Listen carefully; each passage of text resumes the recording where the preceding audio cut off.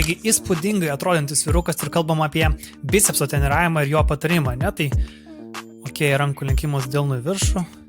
Antrasis visiškai toks pats, tik tais su 2 rankom. Tada neutralių sumimų, labiau čia jau kalbam apie žastinį raumenį, ne apie bicepsą, bet taipogi vykęs pratimas.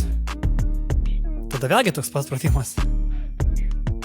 Ir su štankutė vėlgi toks pats pratimas. Na, vėlgi, nėra, kad pratimai blogi, ta prasme, jie vis tiek yra vykę ir stipriai apkrauna tiek dvigalvį žasto, tiek žastinį raumenį, bet vėlgi, kai kalbam apie bicepsų vystymą, stengiamės įtraukti daugiau jo funkcijų, tai ne tik rankos lenkimą ir delnų pasukimą į viršų, bet tuo pačiu metu ir peties kilimą, kas yra viena iš jo funkcijų. Taipogi galvojam apie skirtingas žastų padėtis, kad būtų alkūnė už peties arba prieš petį arba pakelta šiek tiek į viršų, kad sujungiam judesį, arba netgi keletą funkcijų sujungiant vienu metu, tiesiog kad ir delnų pasukimas, ir rankos lenkimas, ir peties pakilimas vienu metu. Tai tas variabilumas irgi čia svarbu.